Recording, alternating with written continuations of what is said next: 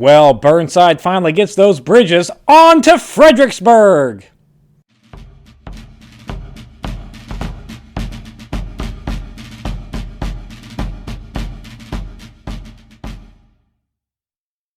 Hello and welcome to Civil War in Hindsight. I'm Lieutenant Tommy. With me, as always, is Prospector Johnny. And Johnny, nice little cool, crisp night. It's a good night to be bundled up inside next to a little bit of a fire. Not big. It's not as cold as it has been. But Father Winter's giving us a little bit of a break here, which is little blanket, little bit of a stovepipe here, which is going to be a hell of a lot better than our boys out in Fredericksburg are going to get later in the week, but we're jumping the gun a little bit. So let's build up. All right, yeah, let's start the week first. So it's going to open up on December 5th with Grant's cavalry running into a little bit of an obstacle on the Mississippi Central Railroad at Coffeyville, Mississippi, with a skirmish there that kind of makes them detour around. It delays them. I mean, right now Grant is just he's if I can sum it up in any other way, he is just scouting Vicksburg's positions to see what they got going on. Because believe it or not, he's actually a little bit outsupplied and outmanned at this particular area. Excuse me? Yeah. Is that like are all of the Confederates there then? Is it? It's got to be 90% of them or something. Like it's a bit of a perfect storm scenario. So the guns that the Confederates were able to get from England, that were able to sneak through the blockade, a lot of them came up the Mississippi. Yeah, what's that about? Come on, that's. I hear you. There's that stupid. Alabama or Arkansas or whatever the hell that boat is that's out in the Atlantic that's sinking a bunch of shit. That came from England too. Freaking little little pirate vessel. Yeah, little pirate vessel. Yeah, we need to send all of our naval ships. Probably get on that one. Yeah, just every one of them. Well, a lot of them came up the Mississippi, so Vicksburg's the largest city that was left standing on the Mississippi. So a lot of stuff got shipped up towards Vicksburg, and then obviously it's now the central area for defense. So it's getting a lot more men. Everything just kind of landed in Vicksburg. And so they've got a lot of good guns. They've got a decent amount of troops. And so Grant is going to have to play a little bit of cautious on how he approaches the situation, because outside of the boat power that he has on the river, a little bit outnumbered in supply. But yeah, so do you think this is one of the situations, like if we can get Vicksburg, that's it? It's got to be. That's the Vicksburg falls, that's their last leg. Anaconda plan was to strangle the South like an anaconda does, constrict. Yep. If we get Vicksburg, we effectively cut the South in half, and constriction's fully locked in. It's only a matter of time after that. Yeah. If we get Vicksburg, war's over. Well, I mean, it's been only a matter of time for 2.5 years now. But Tommy. If we get Vicksburg, we capture their flag. They have to at that point. Gotta be, right? Gotta be. Yeah, we cut them in half. It's like cutting, come on, guys. It's not fair anymore. There's no way that it's like cutting to perfection. There's no way it's like right? It's when you tear a worm in half, the worm dies. It doesn't become two separate worms, right? And it actually does die and not become two separate worms. That was it does die as kids. No, one half can sometimes regenerate, but most of the time you're just killing the worm. Oh well, then good. So it's true. Cut it in half. We're good. I was always told it became two worms. Yeah, damn it, Johnny! You and your science have ruined Sometimes me. It would survive. Maybe I'm wrong. Somebody tell me if I'm wrong, but I'm pretty sure. It just died all the time. Yeah, all right. Well, look it up. It always seemed a little dubious that would happen, but hey, what do I know? Anyways, Johnny, those war crimes in the Indian campaigns up north get a little bit worse. Wait, I thought they got punished. No, they got worse. But you did more than just straight up finding and murdering prisoners, POWs. So essentially, right now, Johnny, the whole rebellion up north with the Indians, it's over. I mean, we won, and so we had a bunch of prisoners, and then the civilians found out where we're keeping those prisoners, and then may or may not have lynched a couple of them, and then now, officially, definitely did. 303 of the Indians that we've captured, there are 2,000 of them total that we captured. 303 are going to be convicted of participating in the Sioux Uprising in Minnesota, and 39 of them are going to be approved for execution by Abraham Lincoln. So, why? First off, 2,000 some, part of the rebellion, right? Whatever. Or is the rebellion different than this? The what? No, yeah. The Sioux Rebellion? Yeah, the Sioux Rebellion. That's what this is, right? Yeah. 2,000 That we captured. were there. Prisoners. 300 convicted. Yes. 39? And were sentenced to death, but Lincoln approves 39 of them after looking at the documents and the evidence against them. No, he didn't. No, he did not. He absolutely did not look at those documents, Lieutenant Tommy. That is absurd. I don't know. I got other shit to worry about. Go ahead and kill 10% of them. I don't care. What? And keep in mind, this whole rebellion began because we put them on a reservation and said, "Don't worry about food. We got you." And then we didn't get them, and we forgot about feeding them. And then they got hungry, so they're like, "Well, to the countryside we go where we rape and pillage." So really, it's not so much of an uprising as them just trying to survive. And we said no to that. And we said no to that. So 39 of them are going to be slated for execution. We'll see how that plays out. Great job, by the way, President Lincoln. Just we're not criticizing well done him. there. No, totally approve that decision. That's all in all, Johnny, this war or this uprising lasted from August 18th through September 26th, with all major fighting being over. I mean, obviously we got prisoners and that kind of stuff that we're taking care of all the way up here through December. Still some loose ends to lynch and shit, but whatever. The fighting is over basically by September 26th. Casualty report: 77 U.S. volunteers are going to be killed. 22 state volunteers are going to be killed, with an estimated white civilian population of between 450 to 800 killed and or wounded. The Dakota and the Sioux are going to lose 150 killed, 2,000 prisoners, 2 lynched so far, and 39 slated for execution. So freedom for white people. I don't. Executions are slated for the 19th, so we're going to have to wait a week to see how that plays out. A week before Christmas. Yeah, a week before Christmas. And Johnny... I mean, I'm sure they don't celebrate, but well, still.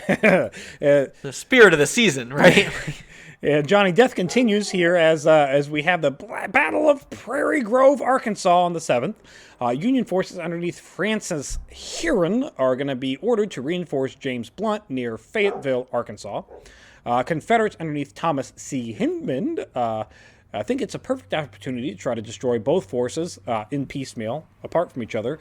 But he doesn't. Hindman doesn't move quick enough, and the Union Army unites before the Confederates can get their attack off.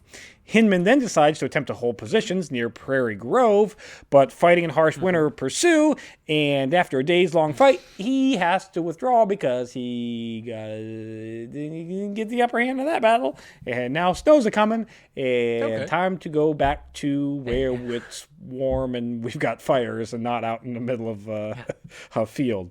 Yeah, in the middle of a freaking the winds. Prairie, yeah. The winter winds across the prairie. Remember, we're down in Arkansas, so if it's 50 degrees, it's too cold for them, so... Yeah, and it's probably about 50 degrees, maybe 40, maybe a little bit. It's cold. 30s a little bit, but it's a cold wind that just cuts right through you, Yeah, cuts right through you.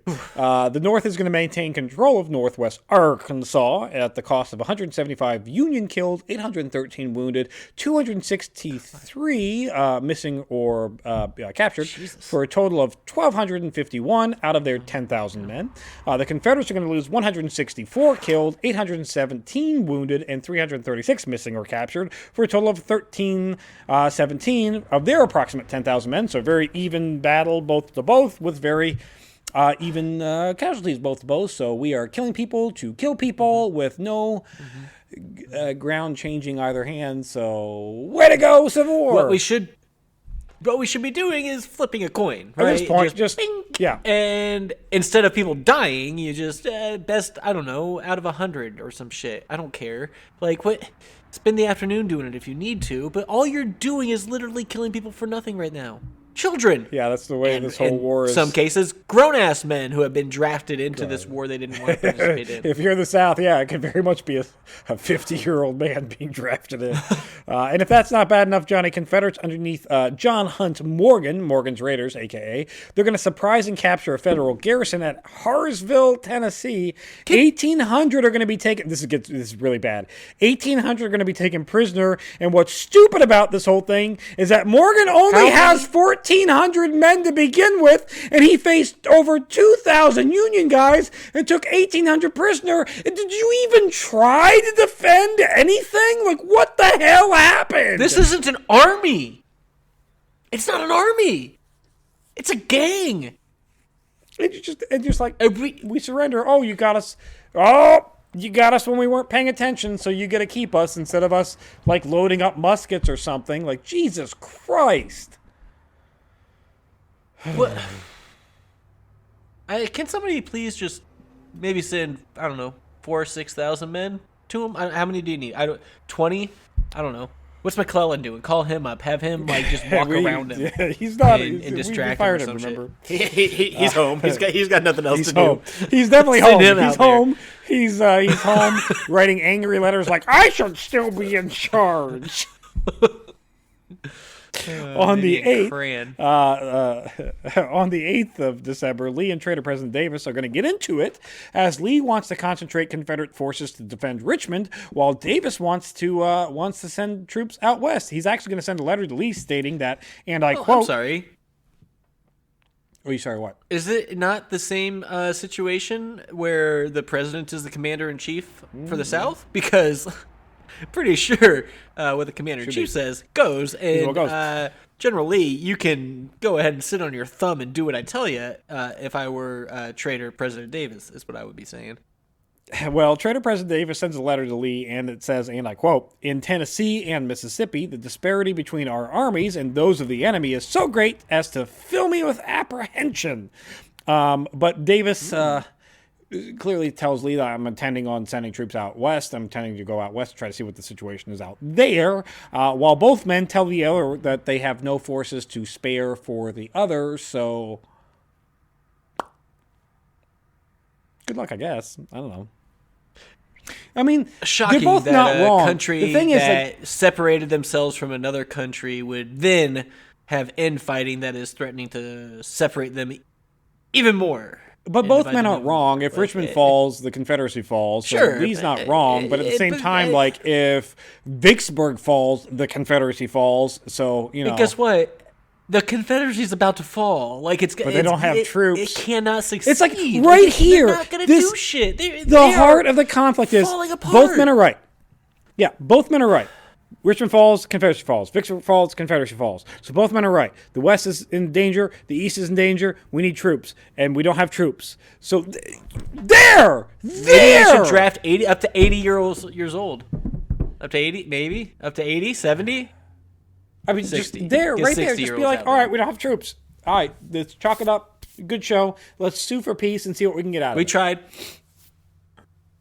Nope, not going to do that. We're going to kill people for no damn reason at this point. But anyways, scraping the bottom of their barrel and go ahead and get rid of all these folks that could have, I don't know, helped you rebuild the South after the devastation that you have likely encountered at the hands of the Union, kind of walking all over you and shooting all your shit up and stuff. Hey, we haven't started.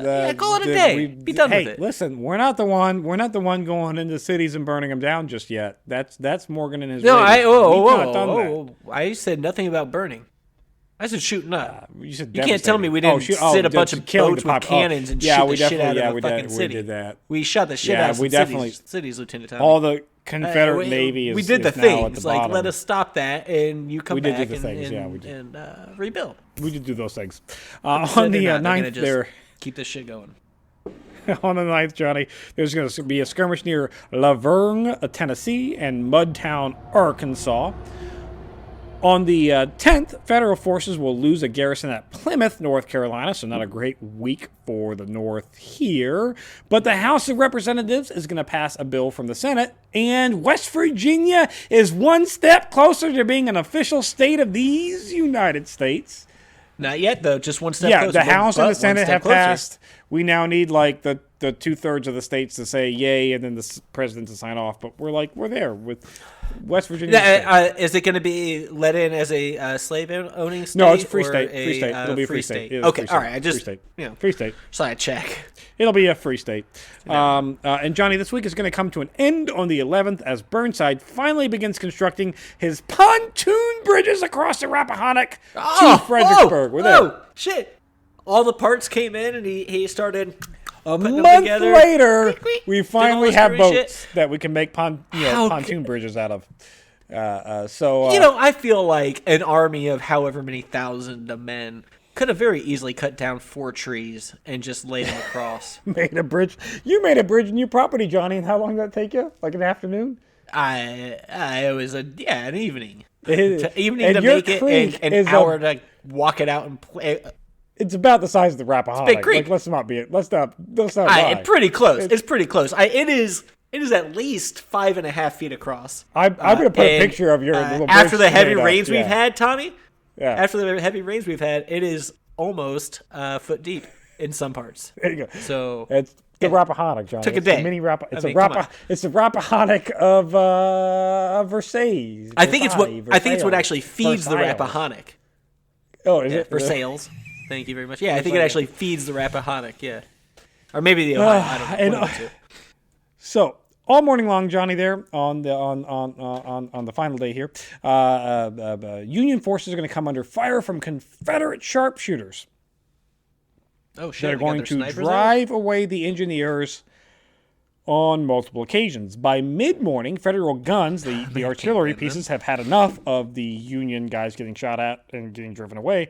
They decide to open up on the city and just start shelling the city like we promised to do like 2 weeks ago and we didn't. Now we're actually just down with it. Now we're going to do it. Shell the damn city. The problem here is that just going to do it. Most of the houses have a nice cellar system underneath them, so the sharpshooters are able just to stay in the basements and continue taking pot shots at our soldiers because those artillery rounds aren't the most effective into these basements. These stone reinforced basements, yeah. Right, yeah. Just a bunch of rocks piled up in front of them. Yep. And I imagine they're peeking out a little like cellar windows type thing or whatever. little cellar windows, take pot shots. And just taking them out. It does very little to displace the Confederate sharpshooters. By noon, two bridges are going to be completed, and 4 regiments are going to say, screw the bridges, cross the river in boats, which probably should have been done a while ago. They had boats? Yeah, well, they got boats to help build the pontoon bridges, and they're like, screw this, we're just going to get in the rowboats and we're going to go across. So 2 regiments get in boats, go across the river, say, screw the whole bridge thing, and then they go push out the damn Confederate sharpshooters. They're like, all right, we're done with this. We're going to go house to house and sweep you. Leroy Jenkins is what they're doing. Get that in like 110 years. Yeah, you'll understand the reference later.